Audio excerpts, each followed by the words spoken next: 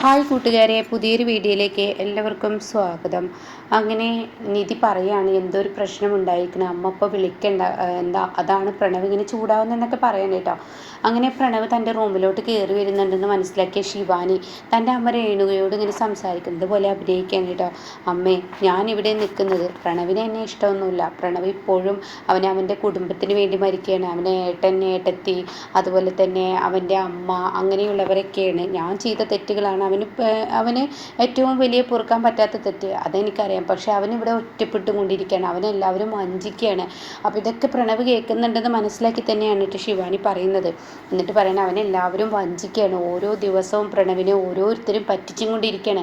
പക്ഷെ ആ സത്യം പ്രണവിന് തിരിച്ചറിയുന്നില്ല. ഞാൻ ഇങ്ങനെയൊക്കെ ചെയ്തത് പ്രണവിൻ്റെ മനസ്സ് വേദനിപ്പിക്കാനല്ല, ഞാൻ അവൻ്റെ ഏട്ടനും ഏട്ടത്തിക്കും തിരിച്ചടി കൊടുക്കാനാണ്. നീതി ആരാണെന്ന് നമുക്ക് അറിയാലോ അമ്മേ, അതുകൊണ്ടാണ്. എന്നാലും മോളെ, നീ ഇങ്ങനെ ഞാൻ എങ്ങനെ നിന്നാലും പ്രണവ് എന്നെ ഓരോ ദിവസവും എഴുതി വെച്ച് ഈ വീട്ടിൽ നിന്ന് പറഞ്ഞേക്കാനുള്ള പരിപാടിയാണ്. അവൻ്റെ ഏട്ടൻ എന്ന് മാത്രം വിശ്വസിച്ച് നടക്കുന്നവനാണ്. പക്ഷെ അവൻ ചിന്തിക്കുന്നില്ല, അവൻ ഈ വീട്ടിലെ ഏറ്റവും മുതിർന്ന മകനാണെന്നും അവൻ്റെ ഏട്ടൻ ഒരു ദത്തുപുത്രനാണെന്നും അവൻ ചിന്തിക്കുന്നില്ല. അതാണ് അവൻ്റെ പ്രശ്നം. എന്തായാലും അവനൊരു ആപത്ത് വന്നാൽ ഞാൻ വെറുതെ ഇരിക്കില്ല. അവനെ ആരെങ്കിലും വഴക്ക് പറയുന്നത് കേട്ടാലും എനിക്ക് സഹിക്കില്ല. ഞാൻ അവർക്ക് തിരിച്ച് എന്തെങ്കിലും മറുപടി കൊടുത്തിരിക്കും എന്നൊക്കെ ഞാൻ പറയാൻ കേട്ടോ. എന്നിട്ട് പ്രണവ് അവിടെ നിൽക്കുന്നത് കണ്ടിട്ട് ഒന്നും അറിയാത്ത പോലെ ജസ്റ്റ് ഇങ്ങനെ തിരിയാണ്. അമ്മ ഞാൻ പിന്നെ വിളിക്കട്ടോ എന്നും പറഞ്ഞ് ഫോൺ കട്ട് ചെയ്യാണ്. അപ്പോൾ പ്രണവ് അവിടെ ഉണ്ട് എന്ന് മനസ്സിലാക്കി തന്നെയാണ് അത് പറയുന്നത്. പക്ഷെ പ്രണവിൻ്റെ മനസ്സിലാണെങ്കിൽ യാദൃശികമായി കണ്ടു എന്നാണ് കേട്ടോ. അങ്ങനെ പ്രണവ് വന്ന ഉടൻ തന്നെ ശിവാനി പറയണേ, എന്താ പ്രണവ് വന്നിരുന്നു, സോറി കേട്ടോ. ഓ കുഴപ്പമില്ല എന്ന് പറയണേ. ഇതേ സമയം എന്താ പ്രണവ് ഇങ്ങനെ നിൽക്കുന്നു, ഇവിടെ തന്നെ നിൽക്കുന്നു, ഇവിടെ കിടന്നോ? ഓ ഒന്നുമില്ല, ഇനി ഇങ്ങ് മാറി നിൽക്കുക എന്ന് പറയണം. അപ്പോൾ തന്നോട് നല്ലൊരു നയത്തിൽ സംസാരിക്കുന്നത് കാണുമ്പോൾ പ്രണവിന് ദേഷ്യപ്പെട്ടിട്ടുള്ള മുഖമാണല്ലോ. അപ്പോൾ നീ താഴെ ആരോട് വഴക്ക് പറയുന്നത് കേട്ടു, ഇതിന് മാത്രം എന്ത് പ്രശ്നമാണ് നിൻ്റെ ജീവിതത്തിലുള്ളത്, എന്താണ് എന്നോട് തുറന്നു പറയും. നിൻ്റെ ഏട്ടനുമായിട്ടുള്ള പ്രശ്നമാണെന്ന് എനിക്ക് തോന്നി. പക്ഷേ നിന്നെ എല്ലാവരും ഇങ്ങനെ പറ്റിക്കുന്നതോ അപമാനിക്കുന്നതും കാണുമ്പോൾ എനിക്ക് കണ്ടു നിൽക്കാൻ കഴിയില്ല പ്രണവ്. ഞാൻ എന്തെങ്കിലും ആരോടെങ്കിലും എതിർത്ത പ്രണവ് ചോദിക്കും, നീ ആരുടെ എൻ്റെ ജീവിതത്തിൽ എന്നൊക്കെ ചോദിക്കും. പക്ഷേ ഞാൻ ആദ്യം ഞാൻ എൻ്റെ ഭർത്താവായിരുന്നല്ലോ, ഇപ്പോഴും എൻ്റെ ഭർത്താവാണ്. പക്ഷെ പ്രണവ് എൻ്റെ ഭാര്യയെ അംഗീകരിക്കുന്നില്ല, അതൊക്കെ ശരിയാണ്. പക്ഷേ നിന്നെ ആരെങ്കിലും എന്തെങ്കിലും പറയുന്നത് കേട്ടാൽ ഒരു പക്ഷേ ഞാൻ മറുപടി പറഞ്ഞിരിക്കും. നീ എന്നെ എഴുതി വെച്ചിരിക്കുന്ന ദിവസങ്ങളാണ് എനിക്കിവിടെ ഉള്ളത് എന്നും എനിക്കറിയാം എന്നൊക്കെ പറയുമ്പോൾ പ്രണവിൻ്റെ മനസ്സിൽ ചെറിയൊരു ഇത് വരികയാണ് കേട്ടോ. എന്നാൽ ഈ സമയം ഇപ്പുറത്ത് കാണിക്കുന്നത് പാറുവിനെയും അതുപോലെ തന്നെ നിധിയാണ് കേട്ടോ. അവർ ഗൗതമിനെ കാത്തിരിക്കണം. അപ്പോഴാണ് ഗൗതം കയറി വരുന്നത്. ഗൗതം ആകെ ടെൻഷനിലാണ്. അപ്പോൾ പാറു നിധി ഓടിച്ചെന്നിട്ട് ചോദിക്കുകയാണ്, എന്താ മോനെ നീ ഇത്രയും നേരം വൈകിയതൊന്നും പറയണ്ട, പണിയുടെ ടെൻഷനാണ്, ജോലിയിൽ ഒരുപാട് പ്രശ്നങ്ങളുണ്ട് അമ്മേ. അപ്പോഴേക്കും നിധി ചോദിക്കുകയാണ്, ഇന്ന് എന്താ കമ്പനിയിൽ പ്രശ്നം ഉണ്ടായത് എന്നൊന്നും പറയണ്ട. എന്തിനും ഗൗതം പ്രണവിനെ വഴക്ക് പറഞ്ഞു, അവനിന്ന് ഇവിടെ ഭയങ്കര ദേഷ്യമായി സംസാരിക്കുക, അങ്ങനെയുള്ള പ്രശ്നങ്ങളൊക്കെ ഉണ്ടായി, എന്താ കമ്പനിയിൽ ഉണ്ടായെന്ന് ചോദിക്കുകയാണ്. അവിടെ തന്നെ ഗൗതം പറയണ, അയ്യോ ഞാൻ അപ്പോഴത്തെ ദേഷ്യത്തിൽ അവനോട് ചൂടായി എന്നുള്ളൂ, CKC ആണ് ആ ടെൻഡർ അടിച്ചു കൊണ്ടുപോയത്, അവൻ്റെ ഒരു അശ്രദ്ധക്കുറവാണ്, അതിന് നീ എന്തിനാ ചൂടായി എന്ന് പാറു ചോദിക്കും. അപ്പോൾ തന്നെ നിധി പറയണ, ഗൗതം ഒരിക്കലും പ്രണവിനോട് ചൂടാവാൻ പാടില്ലായിരുന്നു, അത് പിന്നെ ഞാൻ അപ്പോഴത്തെ ആ മാനസികാവസ്ഥയിലാണ്. പിന്നെ കമ്പനിക്ക് വലിയൊരു നഷ്ടമാണ് അവൻ ഉണ്ടാക്കിയത്, 2-2.5 കോടിയുടെ നഷ്ടമാണ് അവൻ ഉണ്ടാക്കിയിരിക്കുന്നത്. അപ്പോൾ അത് കേട്ട ഉടനെ എന്താ ഈശ്വരായി പറയുന്നതെന്ന് പാറു ചോദിക്കുകയാണ്. 2.5 കോടി നഷ്ടമാണ് ഉണ്ടാക്കിയത്. അപ്പം നിധി പറയണത്, എന്ത് നഷ്ടമാണെങ്കിലും നിങ്ങൾ തമ്മിലുള്ള ബന്ധം അത് നിലനിർത്തണമായിരുന്നു, അത് തെറ്റരുതായിരുന്നു. ആ കണ്ട ജോലിക്കാർക്കിടയിൽ പ്രണവിനെ വഴക്ക് പറഞ്ഞ് ശരിയല്ല, പ്രണവും ഈ കമ്പനിയുടെ ഒരു അവകാശി തന്നെയല്ലേ എന്നൊക്കെ നിധി പറയണം. അപ്പോഴാണ് തൻ്റെ തെറ്റ് തിരിച്ചറിയുന്നത് ഗൗതം. അപ്പോൾ ഗൗതം പറയണത്, ഞാൻ എന്തായാലും അവനോട് സോറി പറഞ്ഞോളാം എന്ന് പറയണം കേട്ടോ. ഇതേ സമയം പ്രണവിനെ അവിടെ കാണാനില്ല. അപ്പോൾ ഉടൻ തന്നെ പ്രണവ് എങ്ങോട്ടാ പോയി എന്നുള്ള ആ ഒരു ചോദ്യം അവിടെ ഉയരുകയാണ്. ശിവാനി ഇവനെങ്ങോട്ടാ പോയി എന്ന് പറയുമ്പോഴാണ് കേട്ടോ പ്രണവ് കുടിച്ചും കൊണ്ട് താഴെ വരുന്നത്. അത് കണ്ട ഉടൻ തന്നെ ഗൗതം, എന്താ മോനെ നീ കുടിച്ചിരിക്കുന്നത്, എന്താ മോനെ, ആരുടെ മോനെ, ആരാ നിങ്ങളുടെ മോന്, നിങ്ങൾ മോനും മോളും ഒക്കെ ആയിട്ട് ആരെ വളർത്തുന്നതെന്നൊക്കെ പ്രണവ് ചോദിക്കുകയാണ് ഗൗതമിനോട്. എന്താടാ നീ ഇങ്ങനെയൊക്കെ പറയുന്നത്, നിന്നോട് ഞാനൊരു തെറ്റ് ചെയ്തു, അത് തെറ്റ് തന്നെയാണ്. ആ കണ്ട ആളുകളുടെ ഇടയിൽ നിന്നെ ഞാൻ വഴക്ക് പറഞ്ഞു, അതെൻ്റെ അടുത്ത് പറ്റിയ അപ്പോഴത്തെ ദേഷ്യത്തിന്, കമ്പനിക്ക് 2-3 കോടിയുടെ നഷ്ടം വന്നപ്പോൾ ഏതൊരു മനുഷ്യനും ഉണ്ടാകുന്ന ആ ഒരു ദേഷ്യമാണ് എനിക്കും ഉണ്ടായത്, അതിന് നീ എന്നെ കുറ്റം പറയല്ലടാ എന്നൊക്കെ പറയുമ്പോൾ പ്രണവ് പറഞ്ഞ്, ഞാൻ കിടക്കട്ടെ, നിങ്ങളെ പോലെയുള്ളവരോടൊക്കെ സംസാരിച്ചിട്ട് കാര്യമില്ല എന്ന് പറഞ്ഞിട്ട് പ്രണവ് റൂമിലോട്ട് പോവാണ് കേട്ടോ.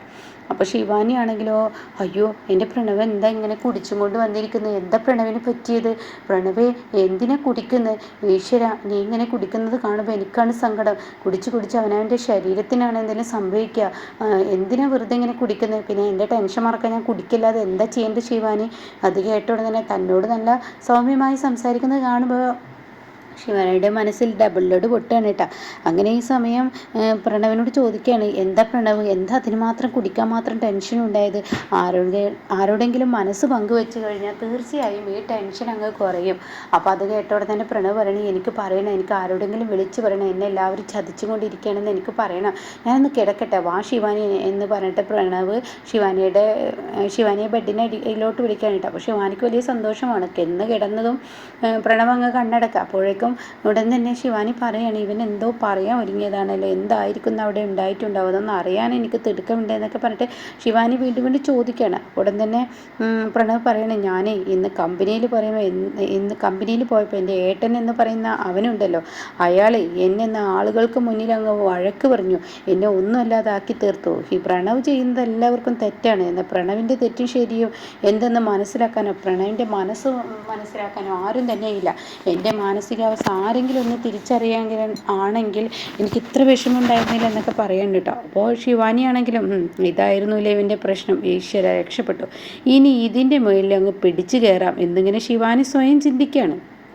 എന്നാൽ ഈ സമയം ഇപ്പുറത്താണെങ്കിലോ പിറ്റേ ദിവസം രാവിലെ ആയി പ്രണവിനോട് എങ്ങനെയെങ്കിലും സംസാരിക്കണം എന്നുള്ള ആ ഒരു തോന്നൽ ഇവിടെ ഇങ്ങനെ വന്നുകൊണ്ടിരിക്കുകയാണ് ഈ പറയുന്ന ഗൗതമൻ കേട്ടോ. അപ്പോൾ ഗൗതമിനോട് നിധി പറയണം, ഇനി എന്തായാലും ദേഷ്യപ്പെടാനോ ഇതാനൊന്നും നിൽക്കണ്ട, എന്തായാലും അത് കഴിഞ്ഞു എന്നൊക്കെ ഇങ്ങനെ പറയണം. പ്രണവിനോട് നല്ല രീതിയിൽ നല്ല സ്വഭാവത്തിലിരിക്കുമ്പോൾ പറഞ്ഞാൽ മതി എന്നൊക്കെ നിധി പറയണം. പിന്നീട് കാണിക്കുന്നത് ചന്ദ്രിയെയും അതുപോലെ തന്നെ നിഖിലിനെയൊക്കെയാണ് കേട്ടോ. അവനിങ്ങനെ ടെൻഷൻ അടിച്ച് നിൽക്കുകയാണ്.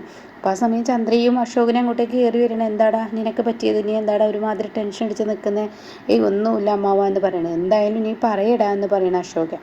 അപ്പോൾ അത് കേട്ട ഉടനെ തന്നെ നിഖിൽ പറയണത്, ഞാനൊരു ചെറിയ ടെൻഷനിലാണ്, എനിക്കൊപ്പമുള്ള ഒരാൾ ഒരു ലിക്വിഡിൻ്റെ ബിസിനസ് ചെയ്യാമെന്ന് എന്നോട് പറഞ്ഞു, പക്ഷേ അത് വിജയിക്കാവുന്ന കാര്യം തന്നെയാണ്, പക്ഷേ അതിന് 2 ലക്ഷം രൂപ വേണമെന്ന് അവർ ആവശ്യപ്പെടുന്നത്, പക്ഷെ എൻ്റെ കയ്യിലാണെങ്കിൽ 2 ലക്ഷം കൊടുക്കാനില്ല, ആ ഒരു ടെൻഷനിലാണ് ഞാനെന്ന് പറയണത്.